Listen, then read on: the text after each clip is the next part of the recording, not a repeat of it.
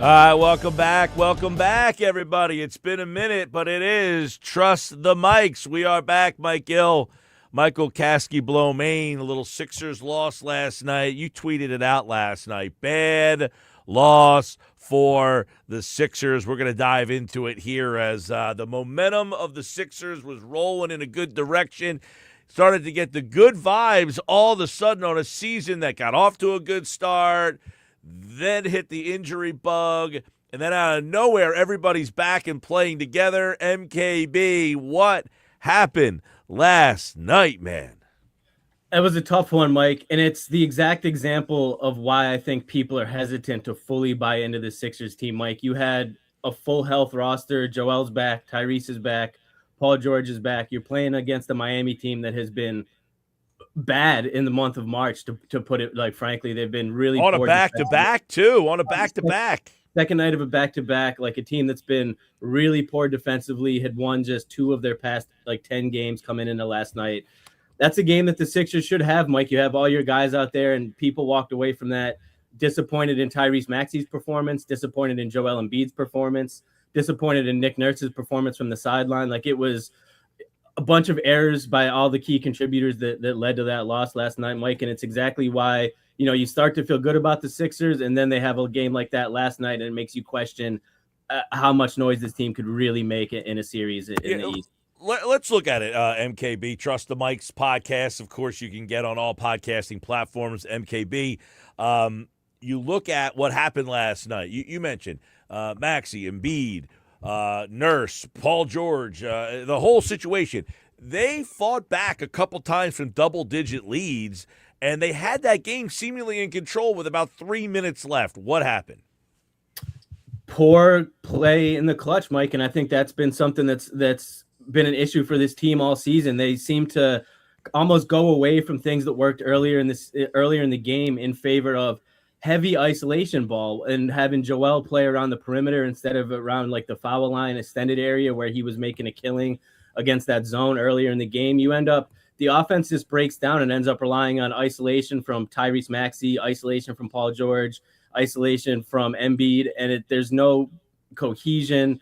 Nick Nurse doesn't seem to draw anything up for these guys, kind of just lets them make it happen. And you see it time and again that in clutch time games, they falter offensively. And I thought last night was another perfect example of that.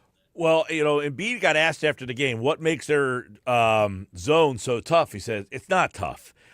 We were driving and kicking, and it was working, and then they got away from it. They just basically went 5 out, and you're like, okay, is that incumbent upon the players? Like, if it was working, why did did Nurse instruct them to get out of that? Like, that's the weird part about it. Yeah, I mean, you would think, obviously, the players aren't just going to go rogue and completely change the offensive game plan in the final closing minutes of the game. It certainly seemed like something that came from the sideline. And I thought, Mike, we've talked about Nick Nurse all season. You know where I stand. I thought last night was a great example of why I'm not that high on him. I thought the rotations were weird. I thought Paul George sat way too long in the fourth quarter when he had, Kelly Oubre wasn't having a very good game. Quentin Grimes wasn't having a game to write home about. You have Paul George on the sideline. You have just weird. Justin Edwards gets no playing time. There doesn't seem to be any cohesion. He went with 8 guys last night in a game where Tyrese Maxey's fresh off an injury, Joel fresh off an injury, Paul George fresh off a suspension, and you're immediately working these guys too much. When you have Justin Edwards is sitting on the bench, Jabari Walker doesn't play. There's other guys that you could factor in, and I just thought it was a mismanagement down the stretch and throughout the game by Nick Nurse. Dude, I think the Jabari Walker thing, he's a guy that gives you energy. He rebounds. I mean, he gives you the dirty stuff that you don't generally have. He's a guy that should get 12 to 15 minutes. That to me, I agree there. I thought you're right. I thought he went with Grimes for 32 minutes last night over Paul George late in that game. I was thinking, why is Grimes out here and Paul George not out there for George's defense specifically? Maxey, 40-plus minutes the other night, 44 minutes last night coming off of that injury. I too look at some of the rotations and some of the decisions, and really, Edwards played 1 minute. He played 8 guys last night. It just was a perplexing rotation in a game that you had to have? No. but it would have gone a long way to get you out of that play-in. Especially if you look at the schedule for the Sixers coming up, Mike. They have obviously their next games against the Wizards, but then they got the T-Wolves, the Pistons, the Spurs, the Rockets. I mean, that's 4 straight games against very good playoff teams that are not going to be easy wins for the Sixers. So a game like last night, you're in this tight battle for playoff positioning in the East against the Miami Heat team that, like we said, has not been good. That's one you need to have, Mike, to get yourself in the best position. And I think it's not impossible at this point now for them to climb into a top 6 spot in the East, but I do think that loss last night really hurts their chances of avoiding that play-in tournament. Well, let's take a look at it. Here it is. The loss last night, you are now a game and a half behind the Hawks. You are a game and a half behind Toronto. Now, Toronto does play Detroit tonight, so that is a matchup you're going to want to keep an eye on. Charlotte plays Brooklyn, so you can pretty much chalk one up for Charlotte. Phoenix and Orlando play. That's a game you want to keep an eye on as well. So for Philadelphia, you're certainly cheering tonight for Detroit against Toronto, because I would think Toronto's your best chance to kind of slip up and maybe pass those guys. But that loss last night, if you would have won that game last night, you stay within a half a game of the Hawks and a half a game of the Raptors, and then whatever the Raptors could have lost tonight, and you would have been in a tie. That loss last night now puts you back to the pack. You're a game and a half ahead of Orlando and a game and a half ahead of Miami. Miami now is the tiebreaker over you. It kind of negates the impressive win they had on Saturday against Charlotte, which you're still 2 games up on. Yeah, Mike, and that's been the problem all season. It seems like they take one step forward and then they, take another step backwards. I thought that Hornets game was a nice win. I think there was a lot of reason for optimism after that. The Hornets are kind of the opposite of the Heat this month. They've been playing arguably some of the best basketball in the entire NBA, winning a lot of games, climbing up the standings in the East. I thought, to go on the road into Charlotte and pull out a win like that was really impressive, and was the type of game that you walk away from being like, hey, like this team could potentially make some noise. And then you see what they did last night at the Heat, and you're kind of right back in the middle wondering, how good is this team actually? How good is this team actually? Let's discuss that. Michael Kasky-Blomane, MKB, Trust the Mike's podcast. Check it out on all podcasting platforms, on social media. So how good is this team at its ceiling? Okay, we were talking about this on the show the other day. What is the ceiling of this team? I think, Mike, they have the talent to win a couple playoff series. I did a YouTube video the other day talking about how at full health, like I don't think there's any team in the East that you could say that they don't have a chance against in a series. I think they have the top tier talent and the depth to potentially compete with any of these teams. To me, I think Nick Nurse holds them back. I don't think that he's a great coach. I think him being on the sideline is a detriment to this team. And you just worry about the durability of these guys. Like, is Joel going to be able to remain healthy? Paul George, like if they can, I give the Sixers a shot at, getting to the second round, maybe giving a team in the second round a run for their money. But at the same time, I don't think anyone would be shocked if they lose in the first round, given the way this season's going, Mike. And they wouldn't be favored in any first round series, especially where they're at now, so far down in the standings. I mean, you're looking at either probably Pistons, Boston, Knicks, one of those teams. They're not going to be favored in any of those series now. Right. So Pistons, they'll play the Pistons next week. Actually, that will be interesting. Cade Cunningham out, and they're still, churning. They beat Oklahoma City with no Cade Cunningham. So it shows you how good that. I think people are kind of looking at that Pistons team of like, it's Cade Cunningham out. They kind of came out of nowhere. Even with Cade Cunningham, he's really the only top-level scorer they have. When you get to a playoff series, what happens there? Now, Thunder won that game last night, but they went toe-to-toe with them. I'm thinking about the end of regulation when SJA got called for the offensive foul. But they went toe-to-toe with the Thunder last night, and they're not at full strength. So I think the Pistons need to be taken seriously. Boston is obviously giving you all sorts of problems. There are some that would like to see maybe a Sixers-Knicks. Maybe you match up better with them. The Cavs have given you all sorts of problems this year. So I don't think the Sixers would be favored in any first-round series. So what's the ceiling? I think you're right. Talent-wise, sure, they can win a series or two. But in reality, this feels like a one-round-and-done team again. It does, Mike, and it shouldn't, given the talent on this team. Like you said, you look at some of these other teams that, like Detroit has, one star player in Cade and a lot of good role players. The Knicks, like all these other teams, the Sixers have the talent to compete with them, Mike, but they don't have the cohesion.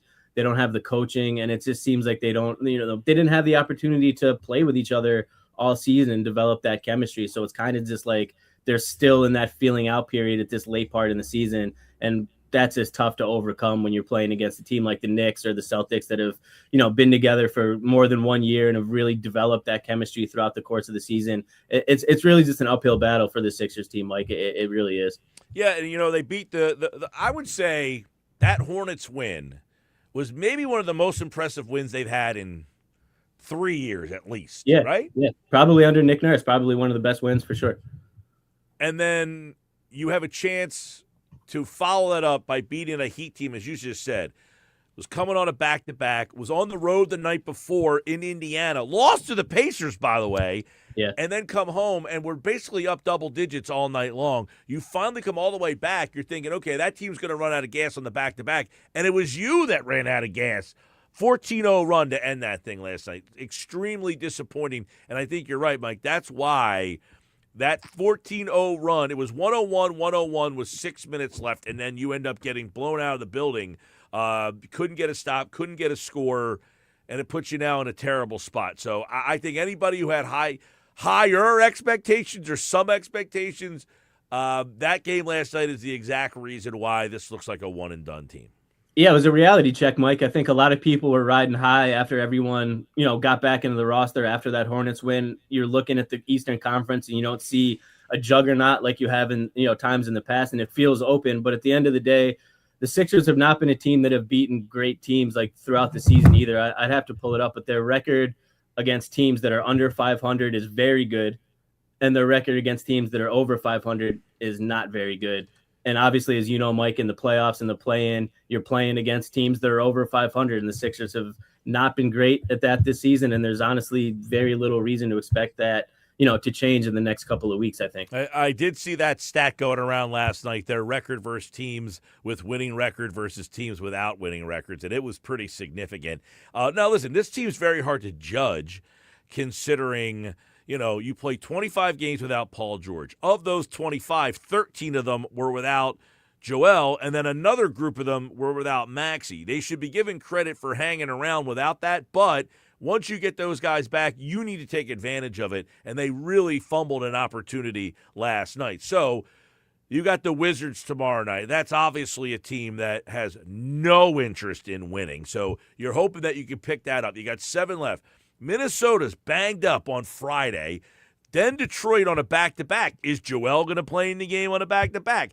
He said last week that the knees are no longer a problem. That's all behind him. Do you have any anticipation, though, that he plays in a back-to-back? That's a great thing you just highlighted, Mike. And I felt like that almost got glazed over a little bit because he kind of said it when he was talking about the oblique injury, but he threw it out there that the knees haven't been an issue for him in a while, which – to me is huge because an oblique injury, sure, it's painful, but it's something you can manage and play through and will get better as time goes on, where the knees were a thing that you were just constantly concerned were going to bother him, get worse, flare up, anything to get him out of playing. So that was a good development that you highlighted on, but I still think that they'll err on the side of caution, especially, they've gone this far in the season in terms of keeping Joel relatively healthy. He's healthy enough now to play. Playoffs are right around the corner. I think they'll continue to err on the side of caution and sit him, whether it's the Friday night game against the T-Wolves or the Pistons game on Saturday. I would imagine that one of those two he will be on the sideline for. I would agree. And then after that, San Antonio, you can almost chalk that up for a loss. It's on the road, and they are still playing for something. At Houston, that team's a mess right now, so maybe you can steal one down there. And then Indiana's been giving some teams some fits here late in the season, and then Milwaukee to close out the year. So there are some winnable games here. You have 7 left, but you're probably going to have to win probably 5 of the 7. Yep. I was going to say the same thing. I think you got to go 5-2 down the stretch to give yourself a legitimate shot of moving up into that top 6 and avoiding the play-in. All right. It is Trust the Mics, MKB. You can check it out. Of course, as the playoffs get here, we'll have all things Sixers right here on the show. And don't forget, the Sixers take on the Wizards, and we'll have all the action. You can check that out on the radio, of course, on 97.3 ESPN. Trust the Mics with MKB. We'll be discussing that more moving forward, plus the weekend action, and then we'll see where this team starts to slot in. It's starting to feel like 7 will be the slot, and then if you win that, you're a 7 seed playing Boston in round 1, and we all know how that will probably end up in a 4-1. Yeah, Mike, I'd actually almost probably rather be the 8 seed. I would give the Sixers a little bit of a better shot, I think, in a series against the Pistons. What do you think? Does Cade Cunningham play or not? He's on the fence, I think. From the reports, it looks like he's maybe going to be back for playoffs, might have to miss some of that first round. I mean, if he doesn't play, I would much rather – I would say much rather. I take my shot with Detroit. If he does play, it's half a dozen one or the other. I'm going to lose 4-1 to either one of them. Pretty much. Yeah. I think my best shot is against the Knicks. I know everybody, to me, the Knicks are the best matchup for you. They have one at MSG this year.